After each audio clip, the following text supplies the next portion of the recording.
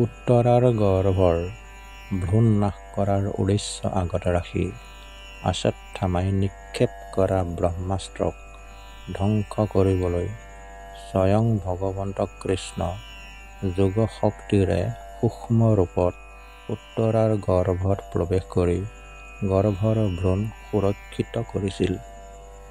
গৰ্ভতেই ভ্ৰূণটিয়ে ভগৱন্তক চতুৰ্ভুজ ৰূপত দেখা পোৱাৰ সৌভাগ্য হৈছিল, যাৰ বাবে তেওঁৰ আন এটা নাম আছিল বিষ্ণুৰাত। যথা সময়ত জন্ম হৈছিল শিশুটি। শিশুটিৰ জন্মৰ সংবাদ পাই ব্যাসদেৱকে প্ৰমুখ্য কৰি ঋষি সন্ত মহন্তৰ আগমন ঘটিল। তেওঁলোকে শিশুটিৰ জন্ম চক্ৰ পৰীক্ষা কৰি ক'লে, এই শিশুটি এজন মহান ৰজা হ'ব। ই ন্যায়, ধৰ্ম আৰু দয়াৰে প্ৰতিষ্ঠিত হ'ব। ই মহাৰাজ যুধিষ্ঠিৰৰ সমান ধৰ্মপৰায়ণ হ'ব। ই পাণ্ডৱ বংশক মহিমাময় কৰি তুলিব। ই সকলো মানুহক পৰীক্ষা কৰি চিনাক্ত কৰিব, সেইকাৰণে ইয়াৰ নাম পৰীক্ষিত হ'ব। লগতে ঋষিসকলে ভৱিষ্যতবাণী কৰি কয়, পৰীক্ষিত মহাৰাজৰ ৰাজ্য শাসনত ন্যায়, ধৰ্ম, দয়া আৰু দানেৰে পূৰ্ণ হ'ব।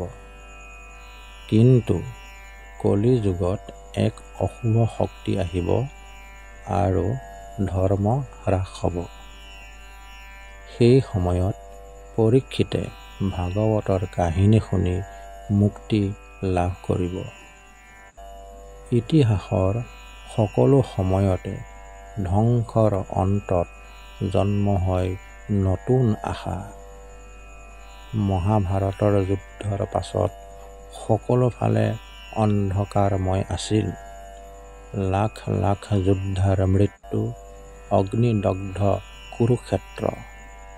কিন্তু সেই অন্ধকাৰৰ মাজতে নতুন যুগৰ সূচনা কৰি ভগৱন্তৰ কৃপাত জন্ম হ'ল এক নতুন পোহৰ, পৰীক্ষিত।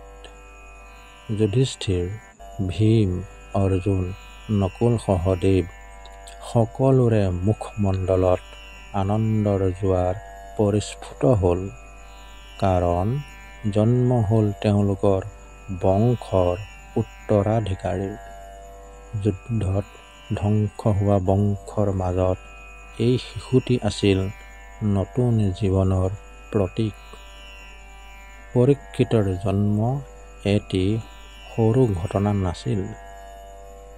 ই আছিল ভগৱন্তৰ বিশেষ কৃপাৰ ফল, যিজন আছিল ভৱিষ্যতৰ শ্ৰীমদ ভাগৱতৰ মূল শ্ৰোতা।